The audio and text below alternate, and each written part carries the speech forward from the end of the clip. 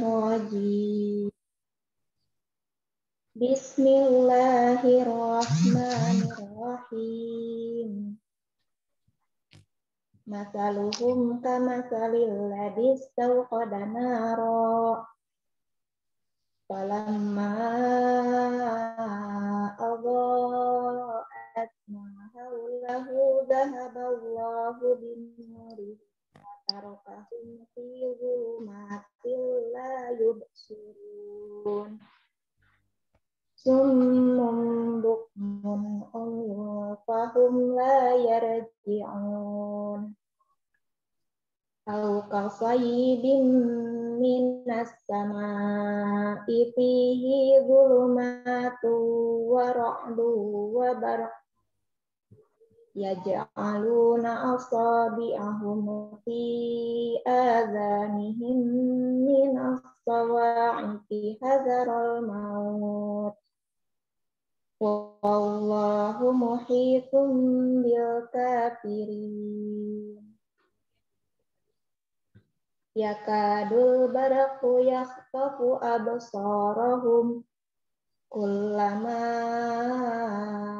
adaa'a lahum masyaw fihi wa idza aslama alaihim qamu. Walau sya'allahu la dhahaba bisam'ihim wa absarihim. Innallaha ala kulli syai'in qadir. Ya ayyuhan nasu ubudu rabbakumul ladzi khalaqakum wal ladzina min qablikum la'allakum tattaqun. Alladzi ja'ala lakumul arda firasyan was samaa'a binaa'a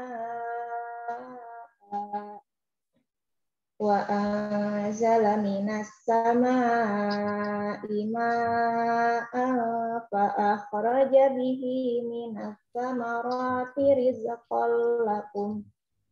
Fala taj'alu lillahi andadan wa antum ta'lamun. Wa in kuntum fi raibin mimma nazzalna ala abdina fa'tu bi suratin min mithlih wada'u syuhada'akum min dunillahi in kuntum shadiqin. Fa illam taf'alu wa lan taf'alu fattaqun naral lati waquduhan nasu wal hijarah u'iddat lil kafirin. Sadaqallahul azim. Assalamualaikum warahmatullahi wabarakatuh. Waalaikumsalam warahmatullahi wabarakatuh. Sadaqallahul azim wa sadaqa rasuluhu nabiyul karim wa nahnu dzalika ala minasyahidin wa syakirin walhamdulillahirabbil alamin. Oke, terima kasih kepada Kak Ai Saleha yang sudah membacakan ayat-ayat Al-Qur'an kepada kita. Mudah-mudahan menjadi salah satu keberkahan dan juga menjadi butir-butir pahala yang bisa kita dapatkan ya untuk kawan-kawan yang mendengarkannya. Oke, baik. Kita mulai kajian kita pada malam hari ini. Pertemuan kita pada malam hari ini. Sebelumnya saya ingin tanya dulu kepada semuanya. Apa kabar semuanya pada hari ini? Alhamdulillah.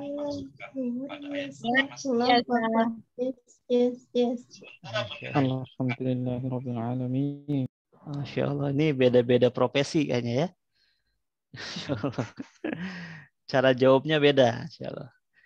Ya, jadi kita samakan ya. Jadi kita samakan dulu, terutama untuk kawan-kawan yang baru ikut di Pripat Pranikah ini. Jadi setiap saya bertanya, apa kabar semuanya pada hari ini? Semuanya menjawab seperti ini ya.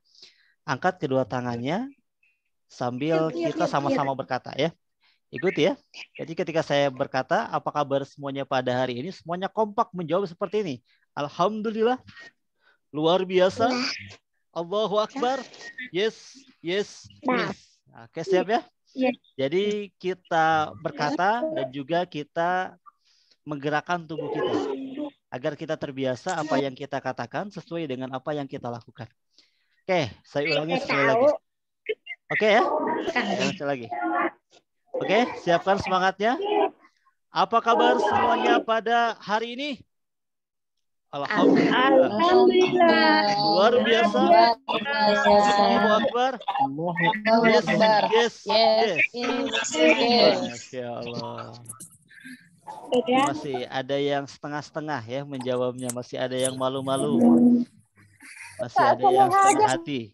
Atau masih ada yang banyak tengok kiri kanan. Oke. Oke, baik. Alhamdulillah. Selamat datang kepada kawan-kawan yang sudah bergabung dalam Pripat Pranika ini. Insya Allah ini merupakan agenda rutin kita. Pertemuan di Zoom. Insya Allah per pekan sekali. Dan waktunya nanti kondisional ya. Sementara waktu yang sudah ditetapkan itu waktu hari Ahad. Ahad insya Allah nanti kalau tidak ada halangan di sayanya, insya Allah nanti istiqomah di hari Ahad kita ada pertemuan. Pertemuan apa? Pertemuan materi-materi yang sifatnya itu tematik ya. Yang sifatnya tematik. Jadi tidak runut. Tidak runut. Kalau runut itu kawan-kawan bisa silahkan akses di e-course Pranikah. Ya, di video-video yang sudah didapatkan itu materinya insya Allah lebih runut ya. Jadi dari awal sampai akhir. Nah, untuk sekarang sistemnya itu tematik. Kenapa tematik? Karena ternyata ada hal-hal yang sifatnya dalam dunia pernikahan yang terjadi tidak ada teorinya. Jadi didapatkannya itu dari pengalaman-pengalaman. Dan dari pengalaman-pengalaman yang sudah didapatkan oleh sebagian kawan-kawan yang sudah menikah, dan ternyata ada hikmah yang bisa diambil dari pengalaman itu, maka dibuatlah materi-materi. Seperti sekarang nih. Seperti sekarang saya buat satu materi untuk kawan-kawan yang berjudul menginstal 5 sifat wajib sebelum menikah. Ini nggak ada dalam hadis ya. Dalam hadis nggak ada. Dalam buku-buku mungkin kita juga sulit menemukan 5 sifat wajib. Ini didapatkan dari tafakur yang didapatkan dari guru-guru yang pernah berpengalaman dalam dunia pernikahan. Ternyata dalam dunia pernikahan itu tidak mudah. Kawan-kawan ketika nanti mau menikah, sudah menjadi seorang istri, sudah menjadi seorang suami, akan banyak sekali tantangan-tantangan yang ada. Makanya akan sangat kewalahan untuk kawan-kawan di sini yang pertama masih mudah marah. Ya, di sini yang masih mudah marah, masih pemarah, masih nggak stabil emosinya, itu akan sulit ketika nanti menghadapi pernikahan. Ternyata ketika nanti dalam dunia pernikahan banyak sekali hal-hal yang membuat kita marah, yang memancing amarah kita. Nah, maka kita install sama-sama 5 sifat wajib yang harus kita miliki sebelum kita menikah. Agar apa? Ketika nanti kita menikah, kita sudah siap menjalani pernikahannya. Dan 5 sifat ini itu menjadi salah satu modal besar yang akan membantu kawan-kawan semuanya dalam dunia pernikahan nanti. Oke, sebelum saya lanjutkan pernikahan. Ini langsung jadi pernikahan ya. Ini lihat wajah-wajahnya, wajah-wajah mau menikah semua masalahnya. Sebelum kita lanjutkan materi kita, saya ingin tanya dulu kepada kawan-kawan di sini. Siapa di sini yang siap menikah tahun ini? Angkat tangannya. Oke, ada 1, 2, 3, 4, 5, 6, 7. Oke. Tahun ini berarti sekitar 3 bulanan lagi ya. 2 bulanan lagi nih. 1 bulan bahkan ya. 1 bulan lagi ya. Besok Desember. Masya Allah. Oke, ada juga yang siap ya. Banyak yang siap. Siapa yang siap nikah pada minggu ini? Angkat tangannya. Ada juga, Masya Allah. Ada juga yang siap ya? Oke. Oke, turunkan. Siapa di sini yang belum punya calon? Angkat tangannya. Yang belum punya calon, angkat tangannya. Oh, ini pas belum punya calon banyak banget yang angkat tangan. Masya Allah nih. Wah, banyak banget yang mengatakan. Masya Allah. Ini mayoritas belum punya calon ya. Oke, turunkan silakan. Yang sudah punya calon, angkat tangannya. Yang sudah punya calon, angkat tangannya. Oh, ini yang angkat tangan dikit banget nih. Yang sudah punya calon, angkat tangannya dikit banget nih. Masya Allah. Ini dikit banget nih. Oh, ini mayoritas belum punya calon ya. Ada sebagian sudah ada, tapi sebagian besar belum. Oke, tidak apa-apa ya. Tidak apa-apa, mudah-mudahan ini menjadi salah satu ikhtiar kita agar kita bisa mendapatkan calon terbaik dalam kehidupan kita. Ya, seorang jodoh yang nanti akan membersamai kita, bukan hanya di dunia tapi antil jannah. Sampai sama-sama nanti berkumpul bersurga di surga bersama pasangan kita. Ya. Makanya sabar. Sabar dalam memantaskan dan juga sabar dalam berikhtiar. Mungkin kita selama ini sudah mulai lelah ya. Ya Allah, ini kapan jodoh tuh ya Rob? Jodoh saya kok belum datang juga. Saya sudah ini, sudah itu, sudah banyak doa, sedekah sudah dilakukan, ikhtiar juga sudah. Kenapa belum juga? Nah, di sanalah tawakal kita harus main. Di sana boleh jadi Allah itu ingin berkata kepada kita, kamu sabar dulu, pantaskan diri dulu, sampai benar-benar kamu pantas. Ketika kamu sudah pantas, maka aku akan berikan jodoh terbaik untuk kamu. Makanya kesabaran itu perlu ya. Mungkin sebagian di sini ada yang pernah gagal dalam pernikahan, ingin dilamar, tiba-tiba nggak jadi, atau sudah dilamar, sudah dihitbah, tiba-tiba nggak jadi. Bahkan menimbulkan rasa kecewa. Ada sebagian orang yang dia tidak mau lagi kenal dengan laki-laki atau kenal dengan perempuan karena kegagalan yang pernah dia alami dulu. Insya Allah kita tidak seperti itu. Kita bisa mengambil hikmah dari setiap kejadian yang terjadi dalam kehidupan kita dan tawakal harus dihidupkan dalam diri kita. Insya Allah apapun yang terjadi dalam kehidupan kita itu yang terbaik yang Allah berikan kepada kita. Insya Allah ya. Oke kawan-kawan semuanya, karena ini waktunya malam hari, saya tidak bisa terlalu panjang karena biasanya kita mengadakan pertemuan itu pada subuh ya. Untuk kawan-kawan yang baru hadir. Kalau pada subuh waktunya cukup panjang karena insya Allah stay-nya itu kuat, lebih kuat. Tapi kalau malam itu cobaannya juga nggak mudah. Karena ada sebagian orang yang dia itu sulit untuk belajar malam. Jadi ketika belajar malam itu baru 5 menit, baru 7 menit, langsung menunjukkan wajahnya, langsung menunjukkan tanda-tanda kematian dari wajahnya ya. Tanda-tanda ngantuk ya. Mau tidur aja dia. Makanya penting kawan-kawan semuanya latihan leher ya. Latihan leher. Jadi ada namanya senam leher ketika kita ikut kajian ataupun lagi belajar. Ya, senam leher. Jadi senam leher itu seperti ini. Ya, baik saya contohkan ya.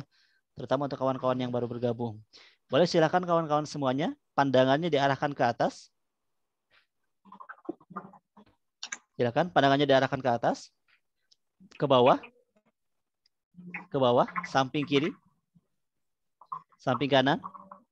Atas, bawah, kiri, kanan, atas, bawah, kiri, kanan, atas, bawah, kiri, kanan, atas, bawah, kiri, kanan. Ngapain ya? Mau aja dikerjain ya. Enggak, itu senam leher ya. Agar leher kita jadi kuat ketika ikut kajian ataupun ikut majelis ilmu. Ada orang-orang itu pas nonton hiburan atau apa tiba-tiba lehernya jadi beton, jadi kuat.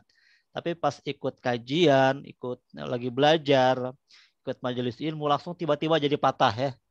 Nah, lagi patah. Menunjukkan tanda-tanda kematian. Oke. Oke, alhamdulillah. Kita belajar tentang 5 sifat yang wajib kita miliki sebelum kita menikah.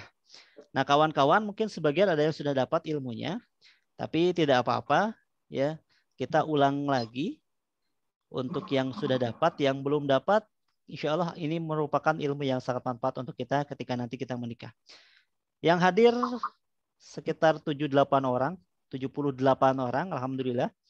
Ini lebih banyak daripada biasanya. Rata-rata biasanya cuma 60 orangan. Sekarang lebih banyak. Jadi kayaknya ini orang-orang malam ya. Ini orang-orang malam ya. Orang-orang yang sukanya malam. Enggak ya, enggak apa-apa. Oke, baik. Untuk yang pertama, sifat yang pertama yang wajib kita miliki sebelum kita menikah. Yang pertama, jadi sifat yang wajib kita miliki. Ini enggak ada dalam kajian-kajian lain ya, kawan-kawan enggak akan dapatkan. Yang pertama, sifat yang pertama yang wajib kawan-kawan miliki ketika nanti sebelum menikah, dan bahkan sifat ini sangat bermanfaat untuk kawan-kawan ketika sudah menikah dan bahkan sudah punya anak. 5 sifat ini benar-benar penting. Yang pertama, sifat yang pertama yang wajib kita miliki yaitu adalah sifat bisa menahan nafsu amarah. Milikilah sifat bisa menahan nafsu amarah. Yang jadi pertanyaannya, siapa yang mulai hari ini, yang mulai detik ini, yang tidak akan marah lagi? Cung, angkat tangannya. Siapa yang tidak akan marah lagi? Angkat tangannya yang tinggi. Oke, yang tinggi. Yang tinggi. Jangan pelit-pelit, angkat tangannya yang tinggi. Siapa yang tidak akan marah lagi mulai detik ini, mulai hari ini, angkat tangannya yang tinggi, cung. Oke, turunkan. Oke, ada juga yang masih berat angkat tangan ya. Ada yang insya Allah. Masya Allah. Ini berat banget angkat tangannya ya. Ini merasa pemarah. Ini yang pemarah meskipun gak angkat tangan ketahuan. Meskipun gak angkat tangan ketahuan. Ya, yang pemarah itu kelihatan dari segi wajahnya. Biasanya salah satu ciri pemarah itu wajahnya itu boros. Ya, usianya baru 17, tapi wajahnya udah 37. Itu salah satu ciri pemarah. Makanya kalau ingin awet muda, jangan mudah marah. Ya, gampang senyum kepada orang. Jangan jadi orang yang sulit senyum. Ya, jadilah orang yang gampang senyum. Tapi jangan juga jadi orang yang dia itu jarang ngomong, gampang senyum. Tapi sekalinya ngomong minjem duit, itu yang nggak boleh. Ya. Itu ya, jangan jadilah milikilah pribadi yang bisa menahan nafsu amarah. Ada 2 tipe orang. 2 tipe orang. Yang pertama, dia dikit-dikit marah. Dikit-dikit marah, dikit-dikit marah. Ada yang kedua, jarang marah. Tapi sekalinya marah, bakar rumah. Nah, kira-kira yang bagus itu yang pertama atau yang kedua? Nah, kira-kira yang Nggak bagus dua-duanya. yang pertama, yang kedua? Yang ketiga. Nggak dua-duanya. Nggak ada yang ketiga tuh, Ika Hasbi. Itu bid'ah tuh. Nggak ada yang ketiga. Yang pertama, yang kedua? Tidak kedua-duanya. Tidak kedua-duanya. Bakar sate. Bakar sate boleh, bakar rumah nggak boleh. Oke. Yang pertama dia dikit-dikit marah. Ya, dikit-dikit marah, dikit-dikit marah. Pokoknya gampang dia marah, yang banget dia marah. Karena saking seringnya dia marah, pas dia marah orang anggap biasa. Kamu marah? Karena saking seringnya dia marah. Ya. Ada orang yang jarang marah. Tapi sekalinya marah, bakar rumah. Ini tipe orang yang biasanya ketika dia marah dipendam. Ada sebagian orang yang memiliki sifat seperti ini. Dia punya marah dipendam. Tapi ketika dia ketika dia sudah di ujung batas, dia mengatakan sabar itu ada batasnya, langsung dia lampiaskan. Ada yang bunuh orang, ya, ada yang melakukan hal-hal yang tidak baik dan yang lainnya. Itu tipe orang yang biasanya ketika dia punya amarah dipendam. Nah, ternyata sifat ini itu dua-duanya nggak baik. Dua-duanya nggak baik. Yang pertama, yang gampang marah itu nggak baik. Jadi yang namanya amarah itu sama seperti buang angin. Sama seperti buang angin. Buang angin ketika kita keluarkan dan di hadapan banyak orang, memang untuk kitanya sehat. Untuk kitanya sehat, tapi untuk penciuman orang-orang yang ada di sekitar kita bermasalah. Untuk kitanya alhamdulillah jadi sehat, mengeluarkan hal yang sifatnya kotoran gas ya dari tubuh kita. Tapi untuk penciuman orang-orang yang di sekitar kita kasihan, bermasalah. Begitupun marah. Marah ketika kita memiliki rasa amarah dan kita lampiaskan, memang untuk kita, untuk diri kita itu jadi sehat. Karena tidak menumpuk emosi-emosi negatif. Tapi untuk orang-orang sekitar kita itu nggak baik. Karena kita dikenal menjadi pribadi yang pemarah. Buang angin ketika kita tahan memang untuk sekitarnya baik. Ya, terselamatkan hidung-hidung orang-orang yang ada di sekitar kita.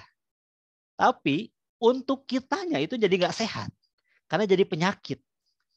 Karena nahan kentut itu menjadi salah satu penyakit.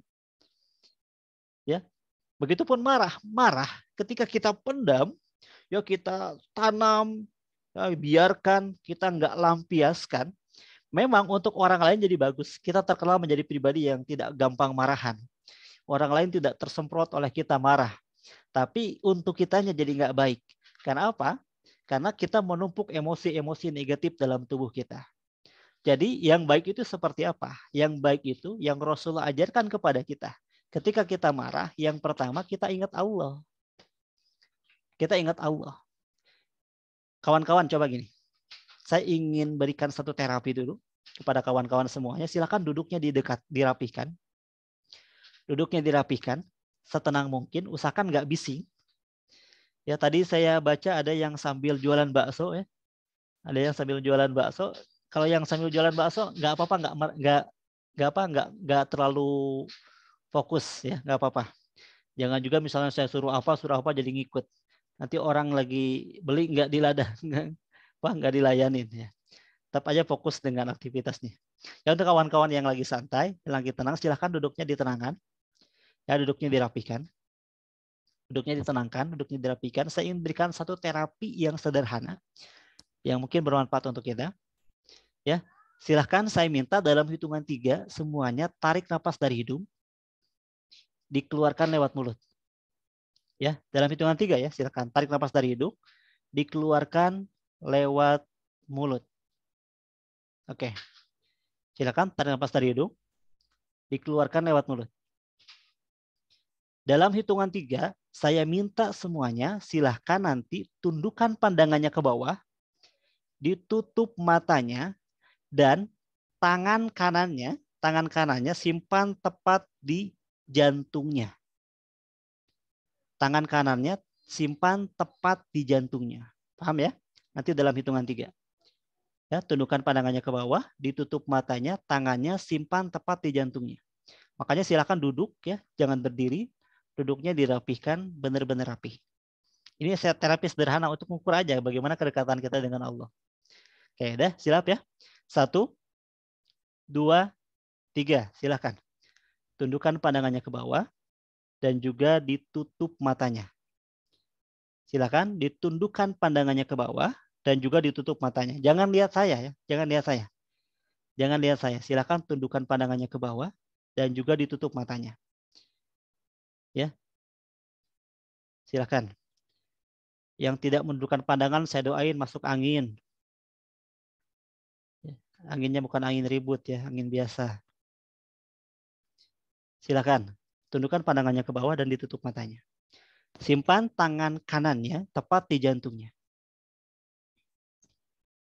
Simpan tangan kanannya tepat di jantungnya. Sekarang rasakan detak jantungnya. Rasakan detak jantungnya. Detakan demi detakan kita rasakan detak jantung kita. Terus kita rasakan. Silakan tarik nafas dari hidung. Dikeluarkan lewat mulut. Rasakan setiap napas yang masuk dalam tubuh kita akan membuat tubuh kita semakin tenang, semakin nyaman, jauh lebih tenang, jauh lebih nyaman daripada sebelumnya. Rasakan detak jantung kita. Detak demi detak jantung kita rasakan. Coba setiap detak jantung kita, setiap kita merasakan detak jantung kita sebutkan nama Allah di sana. Coba kita sebutkan nama Allah di sana. Allah. Setiap detak jantung kita sebutkan nama Allah di sana. Allah.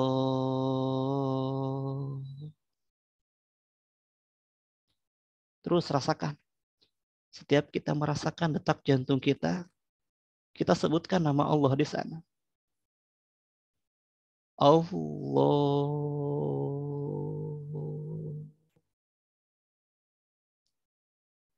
Kita sebutkan nama Allah. Kita dengarkan nama Allah. Dan rasakan apakah ada getaran dalam hati kita. Ada getaran dalam jantung kita. Setiap kita menyebutkan nama Allah. Coba rasakan. Allah. Coba rasakan. Apakah ada getaran walaupun hanya getaran yang sedikit dari jantung kita. Setiap kita mendengar nama Allah disebutkan. Setiap kita menyebutkan nama Allah. Allah. Untuk kita yang tidak merasakan sedikit pun getaran ketika kita menyebutkan nama Allah, coba ingat-ingat kembali dosa-dosa yang pernah kita lakukan. Dosa besar apa yang pernah kita lakukan sehingga sedikit pun getaran kita tidak rasakan setiap kita menyebut nama Allah. Setiap kita mendengar nama Allah. Padahal orang-orang yang beriman adalah orang-orang yang dia setiap mendengarkan nama Allah bergetar hatinya. Coba cek lagi semuanya. Coba paksakan. Allah. Coba cek. Apakah ada getaran dalam hati kita? Walaupun getaran yang hanya sedikit saja. Coba cek. Dan ingat-ingat kembali mungkin ada dosa besar yang pernah kita lakukan. Ada masalah yang belum selesai antara kita dengan Allah. Kita menjadi seorang yang baik hanya dalam keadaan keramaian. Tapi kita bermaksiat dalam kondisi sendirian. Kita seolah menjadi walinya Allah dalam kondisi keramaian. Tapi kita menjadi walinya setan dalam kondisi sendirian. Kita malu bermaksiat ketika di hadapan manusia. Tapi kita tidak pernah malu bermaksiat di hadapan Allah. Padahal dimanapun kondisi kita, walaupun kita sendiri, di sana ada Allah yang memperhatikan kita. Coba cek kembali kawan-kawan. Rasakan detak jantungnya. Coba sebutkan nama Allah sekali lagi. Allah.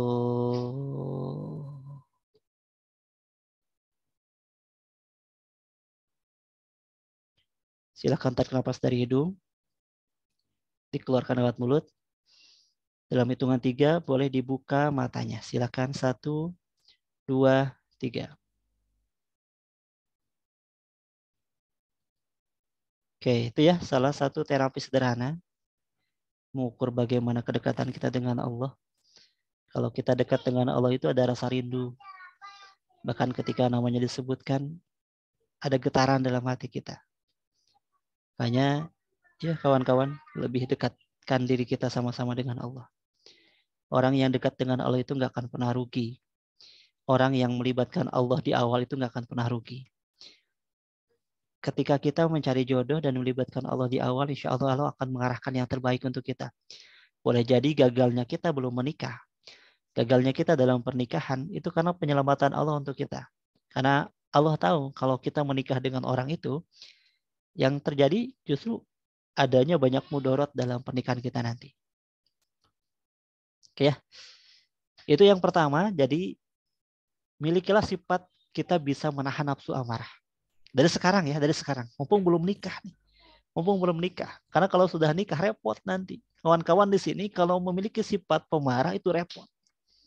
Gampang marah kepada suami, nanti gampang marah sama anak, gampang marah sama orang tua, sama mertua. Makanya milikilah dari sekarang sifat bisa menahan nafsu amarah. Ya, makanya gini, Rasulullah mengajarkan pas kita mau marah yang pertama tadi ingat Allah.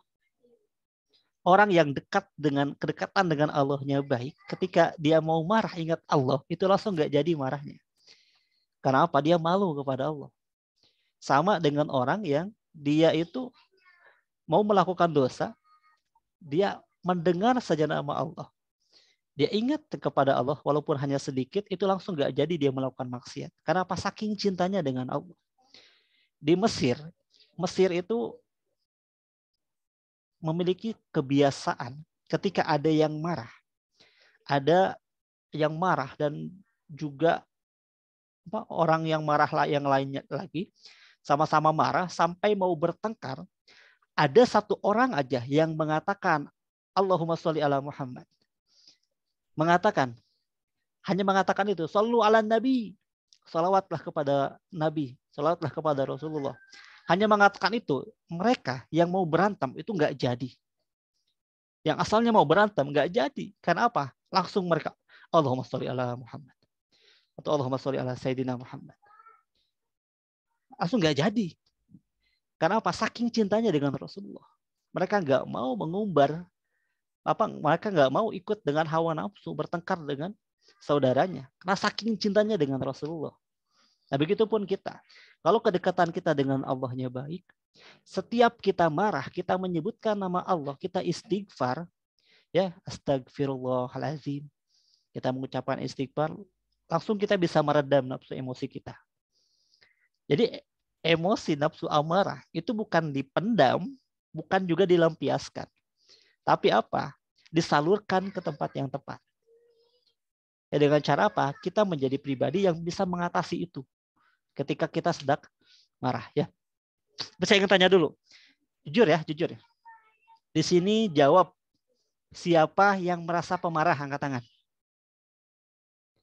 Yang merasa pemarah angkat tangan. Gak apa-apa ngangkat tangan ya. Di sini nggak ada yang kenal kita juga. Oke, 6 orang, 7 orang, 8 orang, 9, 10. Masya Allah, makin banyak nih. 11, 12, Masya Allah. Ini makin nambah terus nih. Ya, terus. Oke, Masya Allah. Ini kelihatan nih wajah-wajah pemarah nih. Oke. Oke dong. Oke, yang merasa marah boleh senyum dulu. Yang merasa pemarah boleh senyum dulu. Yang merasa pemarah ataupun bukan merasa pemarah, boleh senyum dulu, silakan. Boleh senyum dulu, senyum. 2 cm ke kiri, 2 cm ke kanan. Senyum dulu. Oke, senyum dulu. Oke, ikuti saya. Jahe. Tempe. Sule. Mbe. Oh, mirip. Oke. Ya, jangan menjadi pribadi yang pemarah ya. Insyaallah. Mudah-mudahan nanti setelah acara ini tidak ada lagi yang suka marah-marah. Ada memang hal yang sederhana yang bisa kita lakukan. Seperti anjuran Rasulullah. Jadi yang tadi kita ingat Allah. Yang kedua, rubah posisi tubuh kita. Jadi pas kita mau marah, setiap kita mau marah, kita rubah posisi tubuh. Misalnya yang asalnya berdiri, kemudian duduk. Berdiri, kemudian duduk. Masih marah juga dari duduk, kemudian berbaring. Karena nggak ada orang marah-marah sambil tiduran. Kamu nggak sopan ya sama orang tua, nggak ada. Ya makanya posisi tubuh itu menentukan. Orang itu marah nunjuk-nunjuk sampai bentak-bentak rata-rata sambil berdiri. Ya jarang makanya orang yang duduk pun ketika dia emosi dia berdiri sambil bentak-bentak. Kamu yang nggak sopan, aku ini orang tua. Wah. Makanya posisi tubuh itu penting banget. Ya. Jadi kalau kita sudah terbiasa ketika kita hendak marah, kita merubah posisi tubuh kita, kita nanti juga akan terbiasa ketika kita hendak marah, kita bisa mengantisipasi itu. Hanya penting, terutama untuk kawan-kawan di sini perempuan yang nanti akan menikah. Ketika kalian dari sekarang sebelum menikah menjadi perempuan yang pemarah, maka ketika nanti sudah menikah, sudah punya anak pun, kalau tidak diantisipasi semua itu akan menjadi pribadi yang lebih pemarah daripada sebelumnya. Karena luar biasa ujian anak-anak itu bukan hanya untuk membahagiakan, tapi juga memiliki potensi ujian. Makanya kawan-kawan dari sekarang milikilah itu, terutama untuk perempuan. Ingat ya, perempuan itu bukan mayoritas ya. Dari dominasinya itu adalah emosi. Dominasinya emosi. 90% emosi, 10% logika, itu perempuan. Makanya perempuan ketika dia tidak bisa mengendalikan emosi, ketika dia marah, ketika tersinggung nggak bisa mengerem mulutnya untuk mengatakan hal-hal yang sifatnya tidak baik. Tidak baiknya maksudnya apa? Misalnya mengatakan kepada suaminya, dasar kamu suami, aku selama menikah denganmu tidak pernah kamu bahagiakan. Selama aku menikah denganmu tidak ada satupun kebaikan yang kamu berikan untukku. Ini hati-hati. Makanya penting ya untuk para perempuan di sini. Milikilah pribadi yang bisa mengendalikan nafsu amarah. Itu penting banget dari sekarang miliki itu. Ya, dari sekarang miliki itu. Jadi tadi ketika hendak marah ganti posisi tubuh. Kemudian ketika mau marah selanjutnya maka berwudu. Marah itu identiknya dengan api. Maka cara untuk melawannya itu dengan cara berwudu. Cobalah kawan-kawan dari sekarang praktekkan. Setiap mau marah langsung berwudu. Setiap mau marah kemudian berwudu. Setiap ada emosi kita mau marah kemudian berwudu. Nanti kita akan terbiasa. Kalau sudah seperti itu, ketika mau marah kita tidak langsung ambil wudu. Karena apa? Sudah terbiasa. Ketika ada membuat kita marah langsung kita bisa kendalikan itu. Karena apa? Sudah biasa. Jadi yang sekarang yang merasa pemarah ya, yang merasa pemarah di sini, silahkan ketika nanti mau marah, ada hal yang menyebabkan kita marah langsung berwudu. Langsung ambil air wudu, kita basuh muka kita. Insya Allah lebih tenang daripada sebelumnya. Ingin lebih tenang lagi silahkan sholat. Nanti kita akan terbiasa. Setiap ada apapun yang memancing nafsu amarah kita, kemudian kita berwudu. Kemudian kita bisa mengendalikan nafsu amarah itu. Ya, bisa mengendalikan nafsu amarah itu. Oke, sudah ada beberapa orang yang menunjukkan tanda-tanda kematian. Oke, insya Allah. Makanya ketika lihat wajah saya itu jangan salah baca doa ya. Ya bismillahirrahmanirrahim. La haula wala quwata illa billah. Pas lihat wajah ketika kita ikut majelis ilmu tuh. Nah, banyak orang itu yang salah baca doa, yang harusnya bismillahirrahmanirrahim. Ini malah bismika Allahumma ahya wa bismika amut ya. Malah ngantuk jadinya. Oke. Itu ya. Jadi bismillah. Jadi yang pertama, milikilah sifat yang bisa menahan nafsu amarah. Nah, kita percepat karena insya Allah sampai jam 9 waktu kita ya. Yang kedua, kawan-kawan, sifat yang wajib yang harus dimiliki oleh kawan-kawan. Yang kedua adalah milikilah sifat yang tidak mudah menilai orang. Dikit-dikit nilai orang, dikit-dikit nilai orang, dikit-dikit nilai orang. Yang menjadi pertanyaannya, siapa yang mulai hari ini, yang mulai detik ini, yang tidak akan gampang menilai orang, dikit-dikit nilai orang, dikit-dikit nilai orang lagi. Cung. Oke, 5 orang, 7, 8, 9, 10, 11, 12, 13. Alhamdulillah. Turunkan. Alhamdulillah banyak juga ya. Jadi ternyata gampang nilai orang itu menjadi salah satu penyakit hati. Yang mana ketika orang itu sudah mulai gampang menilai orang, nanti akan terbawa. Bahkan sampai ketika nikah. Gampang prasangka munculnya itu. Gampang prasangka buruk. Seorang istri yang dia memiliki sifat prasangka yang gak baik kepada orang lain, ketika menikah pun itu akan terbawa nanti kepada suaminya. Suaminya pulang telat sedikit langsung prasangka. Kemana ya? Jangan-jangan jalan-jalan. Jangan-jangan main sama perempuan yang lain. Oh, jangan-jangan dia bukan kerja, tapi malah kelayapan kemana-mana. Pikirannya jalan-jalan. Ketika memiliki sifat yang mudah prasangka. Makanya penting banget. Ketika nanti kita menikah, kita ikat prasangka itu dengan cara apa? Dengan cara komitmen bersama pasangan kita. Sayang, ketika nanti kita dalam mengarungi rumah tangga, ya, kita mengatakan kepada pasangan kita, abang, ketika nanti kita dalam rumah tangga, sama-sama kita ikat prasangka yang ada dalam pikiran kita. Dengan cara apa? Ketika nanti ada sesuatu yang tidak sesuai dengan kebiasaan, baik itu pulang telat, baik itu ada sikap yang berbeda dari biasanya, langsung orang yang merasakan itu, baik suami maupun istri, bertabayun, menanyakan kepada pasangannya. Kok pulangnya telat ya? Ada apa? Kok pulangnya telat ya? Ada apa? Dan para ulama mengajarkan kepada kita ketika mulai muncul prasangka buruk dalam pikiran kita, munculkanlah 70 ya, munculkanlah 70 prasangka baik.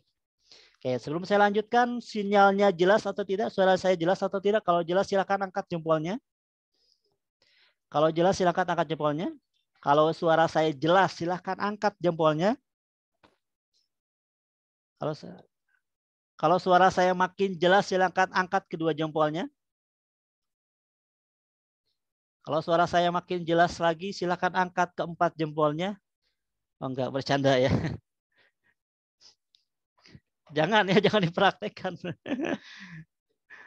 Ada yang mau praktekkan langsung diangkat kakinya. Masya Allah. Oke ya. Jadi para ulama mengajarkan ketika munculnya prasangka itu, munculkanlah 70 prasangka baik. Contoh seperti biasa ketika kita mengirimkan WhatsApp kepada salah seorang, kemudian ketika kita kirimkan ternyata sudah centang biru 2. Tandanya sudah dibaca, namun ternyata nggak dibalas. Padahal kita bertanya, tapi nggak dibalas. Nah, di sanalah ujian apakah kita memiliki sifat prasangka atau tidak.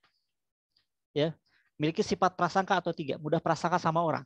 Ketika pas kita melihat WhatsApp itu dan ternyata muncul prasangka kemana-mana, oh ini kayaknya dia nggak suka sama saya. Ini kayaknya dia kemarin waktu berpapasan kayaknya kelihatan nggak enak pandangannya, kelihatan lagi benci sama saya. Prasangka muncul di sana. Nah, para ulama mengajarkan ketika itu terjadi, munculkanlah 70 prasangka baik. Ketika tahu nggak dibaca, oh mungkin dianya lagi di kendaraan, lagi di motor, hanya buka WhatsApp saja dan nggak bisa balas. Oh tapi perasaan nggak di motor, munculkan prasangka yang kedua. Oh mungkin dianya lagi buru-buru ingin ke kamar mandi, akhirnya nggak keburu kebalas. Oh mungkin dianya lagi sibuk mengirimkan pesan yang banyak, akhirnya pesan yang lain numpuk kebuka tapi nggak kebalas. Sampai 70. Sampai 70. Kalau kita dari sekarang dilatih dengan prasangka yang baik ketika melihat orang lain, insya Allah kita akan mulai terlatih tidak mudah benci sama orang. Tidak mudah nggak suka sama orang. Tapi ada prasangka yang buruk, yang bisa, yang boleh, yang halal dalam Islam, yang kita boleh lakukan. Ada prasangka buruk, yaitu prasangka buruk kepada orang yang dia mau kelihatan jahat dengan kita.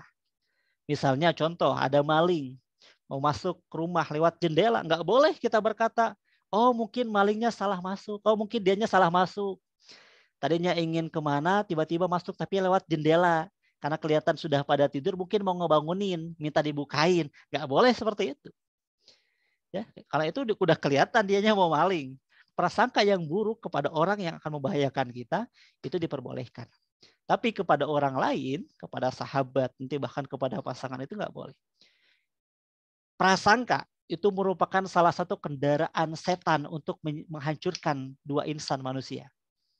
Saya baru mendapatkan satu data yang terbaru tentang perceraian. Ternyata di kita di Indonesia itu angka perceraian itu naik daripada sebelumnya. Sebelumnya di kita dalam 1 jam itu ada sekitar 40 pasangan yang cerai. Dalam 1 jam ada 40 pasangan yang cerai. Nah sekarang itu sudah naik lagi ternyata data terakhir. Dalam 1 jam di Indonesia ada 51 pasangan yang cerai. Bayangkan, 51 pasangan. Berarti naik 11 pasangan per jam. Dari yang sebelumnya 40. Jadi jangan pernah kita membiarkan setan untuk menghancurkan rumah tangga kita. Dan salah satu yang ditunggangi setan itu adalah prasangka kita kepada pasangan. Makanya ketika muncul prasangka kepada pasangan, langsung kita hancurkan dengan tabayun. Minta maaf kepada pasangan pas lagi kesal itu luar biasa susahnya. Luar biasa nggak mudahnya. Makanya ketika ada pasangan yang lagi marahan, keduanya lagi pada marahan, yang menang itu adalah dia yang ikhlas untuk minta maaf duluan. Catat ya, ketika nanti kita menikah, kita berantem dengan pasangan kita, berantem dengan pasangan tuh lihat wajahnya pun nggak enak. Dengar suaranya pun nggak enak. Karena pas setan main di sana. Tapi kalau kita ingin menang dan membuat setan menangis, kita minta maaf dengan pasangan kita. Walaupun kitanya yang nggak salah. Meskipun ini nggak mudah untuk para perempuan. Makanya untuk para laki-laki harus lapang lah. Minta maaf terlebih dahulu. Karena adalah hukumnya gini. Hukumnya yang pertama, perempuan tidak pernah salah. Ada 3 hukum mutlak. Yang pertama, perempuan tidak pernah salah. Itu hukum yang pertama. Hukum yang kedua, kalau perempuan salah, laki-laki penyebabnya. Dan hukum yang ketiga adalah kembali kepada hukum pertama dan hukum kedua. Dan ini 3 hukum mutlak. Nggak bisa diganggu-gugat. Dan bukan jenis perempuan seperti itu. Bukan. Tapi memang perempuan seperti itu. Jadi untuk laki-laki yang baru sadar, ya selamat datang dalam dunia kenyataan. Makanya penting ya untuk kita para laki-laki itu harus lapang dada. Kita minta maaf terlebih dahulu. Kenapa? Perempuan itu ketika marah emosi yang main. Laki-laki itu bisa mulai bisa berpikir. Ya, bisa berpikir. Ya, bisa berpikir. Oke, ada yang Japri, aku tidak setuju dengan pernyataan wanita tidak selalu benar. Memang tidak seperti itu. Ya. Tidak semua perempuan seperti itu. Tapi memang rata-rata seperti itu. Ya, untuk laki-laki yang nanti menikah baru akan merasakan. Untuk wanita yang tentu sudah menikah nanti baru akan merasakan. Ya. Oke ya, silakan ya. Jadi ini juga bukan dalam artian perempuan boleh seenaknya, tidak. Tapi ini merupakan satu ilmu yang laki-laki harus paham. Bahwa perempuan ketika sedang marah, emosinya lagi naik. Dan perempuan itu ketika sedang marah, mereka tidak mencari siapa yang benar, siapa yang salah. Makanya yang paling terpenting adalah seorang laki-laki. Seorang laki-laki itu dengan ikhlas, dia berani untuk meminta maaf kepada perempuan. Dan perempuan pun itu harus sadar. Memang gini, rumusnya gini.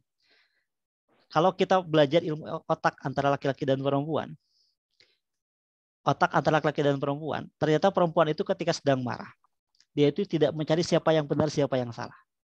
Tapi hanya ingin melampiaskan emosinya saja. Makanya terkadang mengeluarkan perkataan-perkataan yang sifatnya itu kurang baik kepada laki-laki. Misalnya kepada suaminya, kamu tidak pernah memberikan yang terbaik untukku, aku tidak pernah bahagia untuk kepadamu. Tapi ketika dia melampiaskan emosinya dan mendapati suaminya tidak emosi lagi, yang terjadi adalah justru perempuan akan menyadari kesalahannya.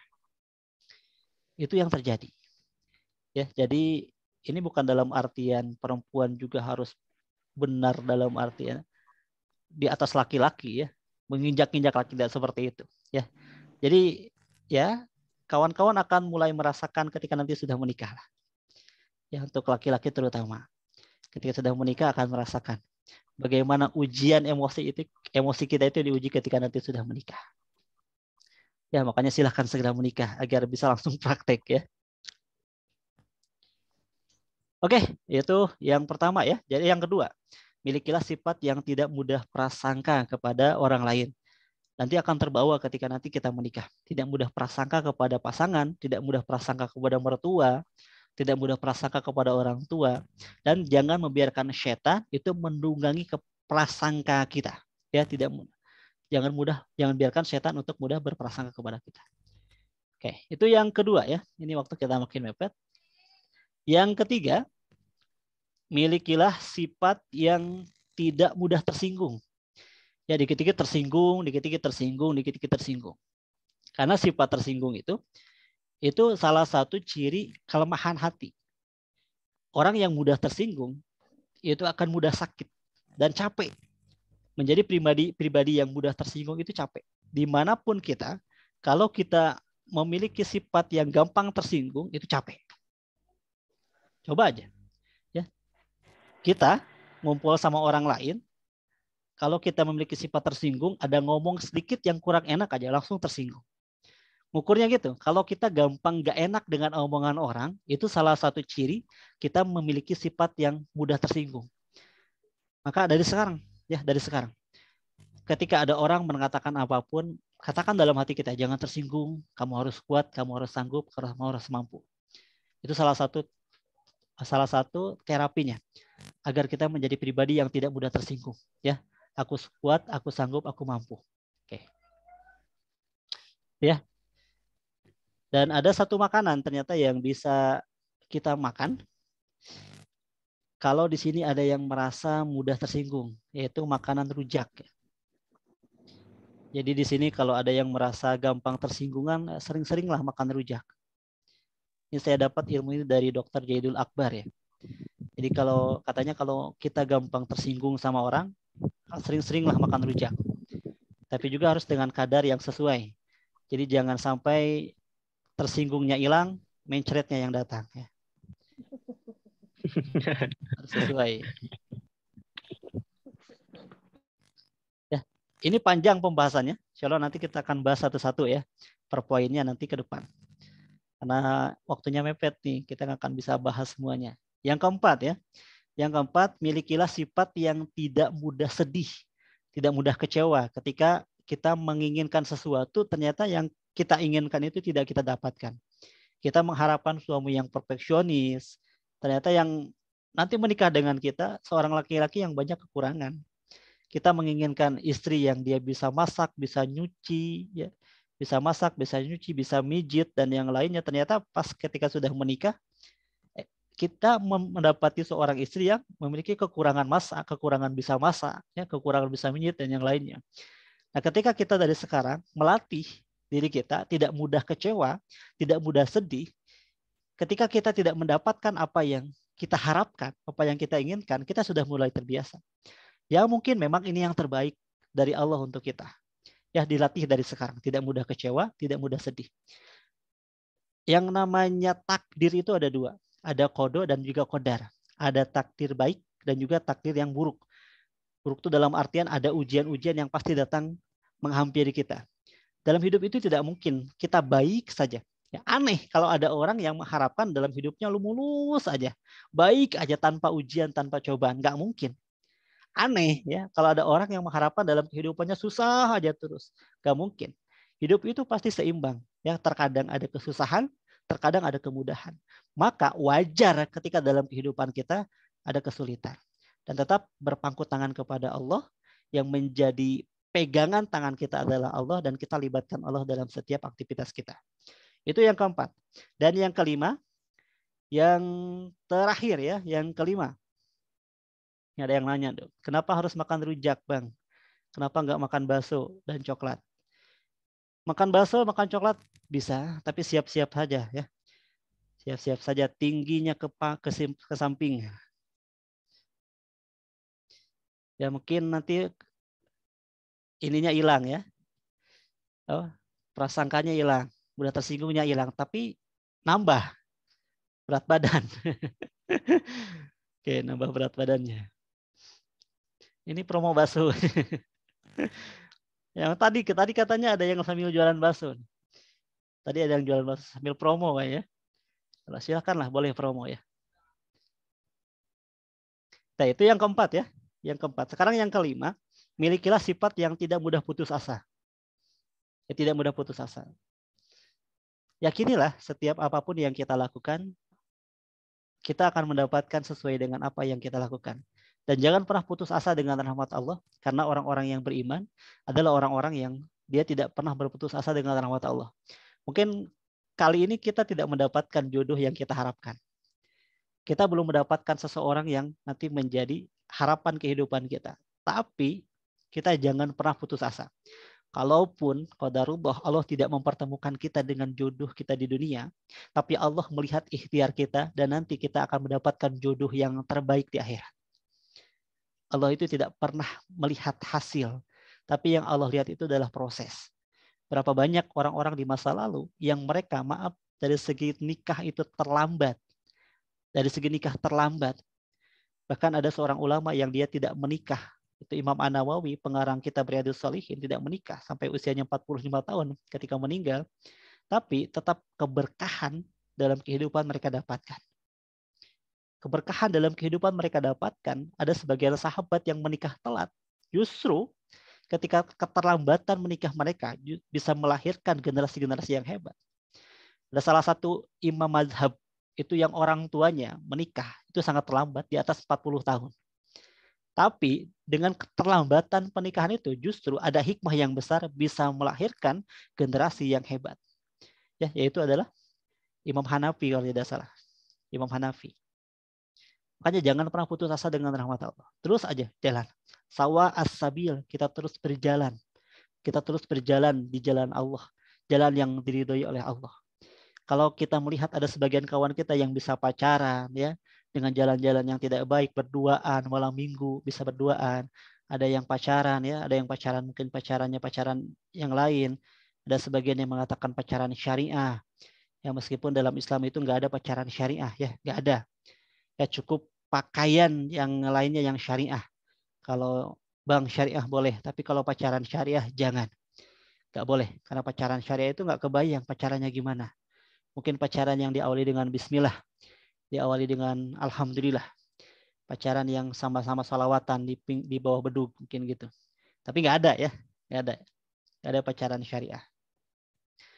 Yang ada itu adalah pernikahan syariah dan juga proses syariah yang Allah ridhoi sampai nanti ke pernikahan. Sabar ya, jangan banyak melirik orang lain. Kita dengan ketaatan kita sabar. Dengan ketaatan kita sabar. Dengan kesabaran kita, insya Allah kita istiqomahkan. Ya, milikilah sifat yang tidak mudah berputus asa dengan rahmat Allah. Terus saja bergerak ya, terus bergerak mencari apa yang menjadi ridho Allah nanti. Oke, itu ya. Insya Allah materi kita pada malam hari ini. 5 sifat ini nanti kita akan bedah satu persatu. Bagaimana cara kita mengatasinya agar kita menjadi pribadi yang bisa menginstal 5 sifat ini. Tapi minimal kawan-kawan sudah bisa mengetahui tentang 5 sifat ini. Ya, mudah-mudahan kita nanti bisa mengamalkannya. Insya Allah ya. Bisa menahan nafsu amarah, bisa menjadi pribadi yang tidak mudah prasangka, bisa menjadi pribadi yang tidak mudah tersinggung sama orang, menjadi pribadi yang tidak mudah kecewa, tidak mudah sedih, menjadi pribadi yang tidak mudah putus asa. Oke, sekarang silakan yang mau bertanya. Oke, saya baca dulu kawan-kawan yang sudah mengechat ya. Sekarang dari saya baca satu-satu. Silakan. Oke, entah kenapa saya tidak pernah setuju dengan statement wanita itu selalu benar. Karena pada akhirnya itu akan memupuk ego wanita semakin tinggi. Ikutilah kajiannya, nanti Kak Aulia akan paham maksudnya. Dan nanti silahkan praktekkan ke dalam pernikahan. Itu sebenarnya pernyataan yang tadi itu pernyataan yang ada kajiannya. Dan akan paham untuk laki-laki yang sudah menikah. Makanya ada sebagian yang mungkin mulai sadar. Karena memang seperti itu. Jadi itu merupakan salah satu teknik untuk membuat laki-laki dia bisa rendah hati. Dia bisa rendah hati ketika menghadapi perempuan dalam kondisi sedang marah. Dan ini Rasulullah pun mengajarkan kondisi itu. Makanya Rasulullah pun minta maaf kepada istri-istri beliau. Ketika istri beliau marah, kesal kepada Rasulullah, bahkan bayangkan menjatuhkan makanan ya di atas piring di depan Rasulullah, kelihatan kondisi marah, cemburu, tapi Rasulullah hadapi dengan cara apa? Tenang, tersenyum dan minta maaf kepada para sahabat dan mengatakan goros umukum, lihat ibunda kalian sedang cemburu.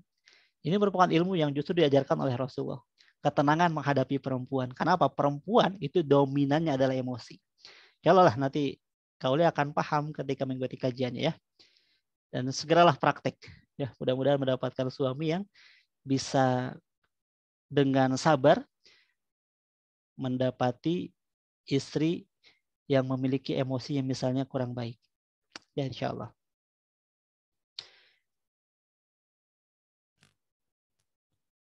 Oke, yang selanjutnya ini banyaknya pernyataan bukan permintaan, asal jangan curhat aja ya. Karena curhatnya nanti bukan ke saya, silahkan curhatnya ke Mamah Dede.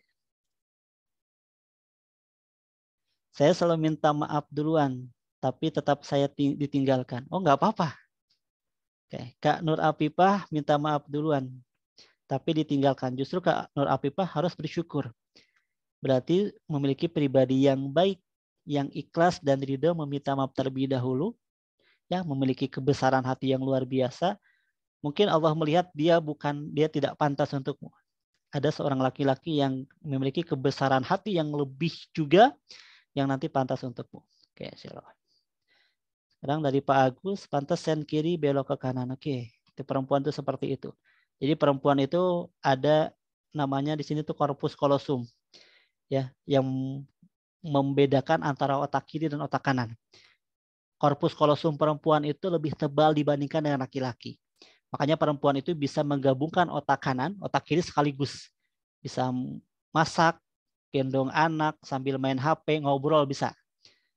Namun karena corpus callosum itu, perempuan itu terkadang sebagian emak-emak kita dapati ketika di jalan, itu ketika dia bawa motor, dia sennya ke kiri, tapi beloknya ke kanan.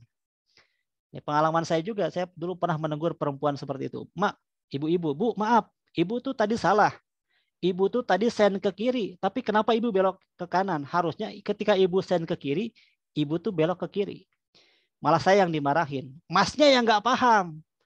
Tadi saya sen kiri itu biar masnya ke kiri. Ya, bukannya, Masya Allah, ini buat aturan baru. Malah saya yang jadi salah. Makanya sabar ya. Sabar ya. Oke. Oke, dari Kak Jaya tetap ada pengecualian dan biasanya mereka mayoritas. Tidak semua laki-laki sama, tapi ada mayoritas sifat yang sama. Ya, perbedaan laki-laki dan perempuan. Laki-laki dikit ngomongnya, perempuan banyak ngomongnya. Tapi ada juga yang laki-laki banyak ngomong, perempuan dikit ngomongnya, ada yang seperti itu. Tapi rata-ratanya di rata-rata. Oke, sekarang ke pertanyaan nih. Oh, belum. Bentar ya, ini beberapa pertanyaan yang masuk. Dari Kak Ayu Listari. Bagaimana menasihati orang yang mudah tersinggung, padahal kita menyadarkan, tapi sulit untuk menerima saran yang kita berikan. Orang yang mudah tersinggung itu justru dia nggak suka dinasihati secara langsung. Ya, salah satu sifat orang tersinggung itu nggak suka dinasihati secara langsung. Orang yang gampang tersinggung itu harus dinasihatinya dengan cara apa? Dengan cara analogi. Analogi itu perbandingan. Atau dengan cara ilustrasi. Contoh misalnya, kita berikan kisah. Satu orang yang dia mungkin mudah tersinggung, ternyata dia gampang dijauhi oleh orang, ya, orang gampang nggak suka dengan dia. Akhirnya kita apa? Ketika kita ceritakan kisah itu, mudah-mudahan kita bisa ambil hikmah dari ini. Jadi nasihat secara tidak langsung. Bagusnya kita berikan kepada orang yang mudah tersinggung. Karena orang mudah tersinggung itu paling nggak suka. Dia dinasihati secara langsung. Itu paling nggak suka. Nasihatnya cara nggak langsung. Mudah-mudahan ya, insya Allah. Silakan praktekkan ya. Dari Kak Lopa, sekarang dari Kak Lopa, bagaimana kita agar tidak cepat terpancing sehingga nggak jadi marah? Yang tadi, ketika kita mau marah, yang pertama kita redam dulu emosi amarahnya. Minimal dengan cara berwudu. Yang paling efektif itu memang dengan cara berwudu. Istighfar, ingat Allah, langsung kita berwudu. Memang 1-2 kali kita akan ketergantungan nantinya. Mau marah wudu lah, mau marah wudu. Tapi kalau kita sudah terbiasa, nanti emosi kita akan mulai tenang. Ada orang itu ketika dipancing amarahnya itu mulai tenang, tidak mudah marah. Karena apa? Dia sudah terlatih. Nah, kita pun harus itu. Karena mengendalikan emosi itu harus perlu latihan. Tidak cara instan. Tiba-tiba langsung peng gitu loh. Kita menjadi pribadi yang orang apapun nggak apa-apa ya, nggak apa-apa ya, orang apapun nggak apa-apa. Tapi ingat ya, kita bisa menahan nafsu amarah bukan berarti kita tidak bereaksi. Ada orang yang zolim di hadapan kita. Kalau kita mampu untuk bereaksi, kita harus bereaksi. Ya, ada orang yang menghina Islam, kita nggak boleh diam. Ya nggak apa-apa deh, nggak marah ya. Anak kita nanti dipukulin depan kita, nggak apa-apa, sabar ya nak ya, nggak apa-apa, sabar aja sambil senyum. Dalam artian apa? Menjadi pribadi yang bisa menahan nafsu amarah itu, mungkin kitanya tenang, ya, kita pribadi tenang, nafsu amarah kita nggak main. Tapi ketika kita diminta untuk bereaksi, kita mampu. Contoh ya misalnya, dia nggak marah, wajahnya senyum, tapi dari tasnya ngambil pistol, dor, ya, sambil senyum. Contoh sederhana ya, itu gampang marah. Itu ya, jadi dilatih, silakan dilatih. Kak Zalpa, ini yang nanya makin banyak, Masya Allah. Dicukupkan dulu ya yang bertanya ya. Ini kasihan kawan-kawan yang mau melanjutkan mimpinya. Nih kawan-kawan cukup yang bertanya, silakan bisa japri ya. Ini yang bertanya sudah makin banyak, sudah 7, 8, 9, 10 yang masuk. Oke, lanjut dari Kak Zalpa. Ada tipsnya nggak sih, Bang? Biar kita bisa ngilangin rasa takut untuk menikah. Ada. Rasa takut itu yang pertama kita baca buku pernikahan. Yang pertama, baca buku pernikahan. Kalau sederhananya ya, baca buku pernikahan. Baca buku pernikahan itu menstimulus kita untuk segera menikah. Cara nggak langsung. Maka baca buku pernikahan. Buku yang mana? Buku yang mana aja? Kalau kawan-kawan yang sudah punya buku saya, memantaskan diri sebelum menikah, bisa dibaca buku itu. Atau buku-buku yang lain seperti kado pernikahan yang lainnya. Baca buku pernikahan itu menstimulus kita untuk segera menikah. Yang kedua, tonton video-video yang sifatnya itu perhubungan dengan pernikahan. Ada sebagian kawan-kawan kita dari Daku Mupi itu yang suka buat video-video pendek tentang pernikahan, misalnya cinta subuh, yang lainnya. Silakan ditonton. Itu akan menstimulus kita, menimbulkan motivasi dalam diri kita untuk segera menikah. Dan jangan banyak memperhatikan orang-orang yang gagal dalam pernikahan. Misalnya ada sebagian kawan kita, saudara kita, ataupun keluarga kita yang gagal dalam pernikahan. Jangan kita banyak memperhatikan itu. Tapi banyaknya yang sifatnya itu baik-baik dalam hal pernikahan. Membuat motivasi menikah dalam diri kita pasti akan muncul. Itu ya, sekarang dari Pak Agus, apakah dengan menjaga wudhu bisa menjaga diri dari marah? Ya, bisa. Orang yang berwudhu itu seperti dia itu memiliki tameng, ya. Tameng. Ketika udah wudhu, mau marah itu asa gimana? Sama kayak orang yang dia itu pakai peci, ya. Orang ketika pakai peci itu cara nggak langsung menjaga. Mau masuk ke tempat maksiat, oh malu sama peci, ya. Mau melakukan dosa, malu sama peci. Bukan dalam artian harus malu sama pecinya, tapi cara tidak langsung itu menjaga. Begitupun wudhu. Makanya orang yang menjaga wudhunya, insya Allah akan terjaga. Ya, silakan jaga wudhu kita. Dari Kamusna ini,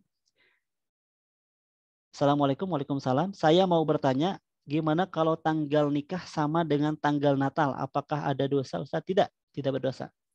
Ya, tidak berdosa. Selama kita tidak menikah sambil merayakan Natal. Kalau menikahnya walimatul ush, walimah pernikahan dan perayaan Natal dan tahun baru misalnya, perayaan Natal, nah itu yang nggak boleh. Kalau tidak ada perayaan Natal, tidak ada hubungannya sedikit pun, tidak ada berhubungannya dengan akidah, maka itu dipersilahkan. Ya, silahkan. Dan jangan juga nanti ketika Natal kita undang sinterklas. Yang mentang-mentang lagi Natal, depannya ada sinterklas yang menyambut, ya, nyambut tamu, ya. Sinterklas. Ya. Itu yang nggak boleh, ya. Itu berhubungan dengan akidah masalahnya. Oke, dari Kak Halimah. Assalamualaikum, waalaikumsalam. Bagaimana cara menghadapi orang yang nggak banyak bicara tapi ngeselin? Nah inilah tipe-tipe orang yang nyebelin. Diem, ya, senyum, nggak banyak ngomong. Sekalinya ngomong nginjem duit, ya. Sekalinya bicara minjem uang. Gitu. Nah ini ngeselin banget nih. Oke, cara menghadapinya jangan banyak dideketin. Jangan banyak. Jadikanlah orang-orang seperti itu hanya sebagai teman, bukan sebagai sahabat. Ya, sebagai sahabat, bukan sebagai teman, sebagai sahabat. Kecuali memang kalau kita ingin berdakwah, ingin mendekati, ya didakwahi dengan cara lisan dan juga diingatkan. Ya, itu. Kalau trik ampuhnya saya belum tahu.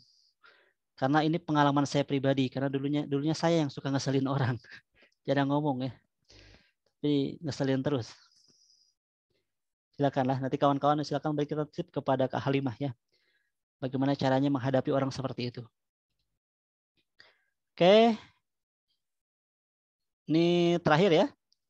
Terakhir. Apakah yang harus dihilangkan secara bersamaan atau perlahan, Bang? Jadi sifat-sifat yang tadi dari Kak Endang, sifat-sifat kelima tadi, kalau kita memiliki 5 sifat itu, apakah harus dihilangkan secara langsung, pak, gitu ya? Kayak Naruto misalnya menghilangkan jurus-jurusnya langsung hilang. Atau gimana? Atau secara perlahan? Bagusnya secara perlahan, karena nggak mungkin secara langsung. Ya secara perlahan dengan cara terapi, dengan cara berwudu tadi untuk menghilangkan amarah, dengan cara latihan, menghilangkan prasangka. Ketika ada hal yang membuat prasangka itu muncul, kita hadapi dengan prasangka-prasangka yang baik untuk melewati itu. Jadi harus dilawan dengan cara harus dihilangkan dengan cara perlahan, karena nggak mungkin secara bersamaan. Oke, dari Kak Nina, terakhir ya, ini terakhir nih, asli nih. Kalau misalnya saat marah kita pergi menjauh atau menghindari dari orang yang membuat kita marah, apa itu baik? Dengan tujuan menahan untuk tidak berkata kasar dan atau tindakan kekerasan. Untuk pribadi baik ya, untuk pribadi baik. Misalnya ada orang yang suka membuat kita marah, akhirnya membuat kita kesal, prasangka, kita cenderung untuk menghindar. Memang untuk waktu itu baik. Tapi yang tidak baiknya adalah kualitas kita tidak naik. Jadi kalau kawan-kawan di sini merasa yang masih mudah tersinggung, masih mudah marah, masih mudah prasangka sama orang lain, masih mudah memiliki prasangka-prasangka itu, jangan heran ketika nanti Allah banyak mengirimkan orang yang membuat kita suka marah, banyak mengirimkan orang yang membuat kita gampang tersinggung, mengirimkan orang yang membuat kita prasangka kepada dia. Itu karena apa? Kita cenderungnya menghindar. Ketika memiliki perasaan marah, tersinggung, kita cenderungnya ngehindarin, ya menjauhin. Akhirnya apa? Karena Allah menguji kita dengan ujian gampang tersinggung itu, akhirnya karena kita Allah lihat belum lulus dengan ujian ketersinggungan itu, dengan gampang marah itu, Allah kirimkan terus orang-orang yang akan membuat kita terpancing melakukan itu. Jadi sampai kapanpun, kalau kita tidak lulus ujian marah, kita tidak lulus ujian tersinggung, maka Allah akan kirimkan terus. Jadi kalau kita pindah misalnya, nggak maulah saya kerja di sini gampang tersinggung. Ternyata pas udah masuk ke tempat yang baru, masih banyak juga orang yang membuat kita tersinggung. Kenapa? Kita harus hadapi. Ada orang yang suka membuat kita marah, memang kesel dekat dengan dia tuh. Tapi coba kita tahan, kita hadapi, ya. Kita hadapi, kita membuat kita tenang, sampai dengan titik dia ngomong apapun kita jadi biasa. Sampai kepada titik itu. Insya Allah kalau seperti itu, kita lulus ujian marah, kita lulus ujian tersinggung, kita lulus ujian prasangka. Itu ya pertanyaan-pertanyaan kawan-kawan yang sudah masuk. Ada sebagian kawan-kawan yang sudah menunjukkan tanda-tanda kematian. Ya, sudah menunjukkan. Oke. Ya. Afwan ya atas segala kekurangan, kehilapan. Silakan kawan-kawan banyak mencari referensi yang lain, banyak belajar, jangan pernah berhenti di satu tempat karena ilmu Allah itu luas banget. Semakin kita belajar, semakin kita akan haus. Mudah-mudahan kita tetap semangat dalam memantaskan diri dan juga tetap istiqomah melakukan kebaikan. Sekian dari saya ya. Kurang lebihnya mohon maaf kalau ada yang kurang, itu dari saya pribadi yang kurang ilmu dan juga kurang amal. Kalau ada yang lebih itu dari Allah Subhanahu wa taala. Mudah-mudahan tetap semangat, tetap berjuang dalam memantaskan dan juga menjadi pribadi yang berkualitas. Saya doakan di sini mudah-mudahan mendapatkan keberkahan dari Allah, mendapatkan keluarga yang sakinah, mawaddah warahmah nanti, dan juga bisa mendapatkan seorang sosok pasangan yang nanti akan sama-sama bersama kita ke surganya Allah. Amin ya Allah ya Rabbal Alamin. Saya Bang Aswan. Sekian dari saya. Wabillahi wal taufiq hidayah wal inayah wal aku minkum. Wassalamualaikum warahmatullahi wabarakatuh. Buah tomat, buah petai, tamat. Assalamualaikum. Waalaikumsalam Waalaikumsalam warahmatullahi wabarakatuh. wabarakatuh. Waalaikumsalam Ustaz. Waalaikumsalam. Amalan, Bang.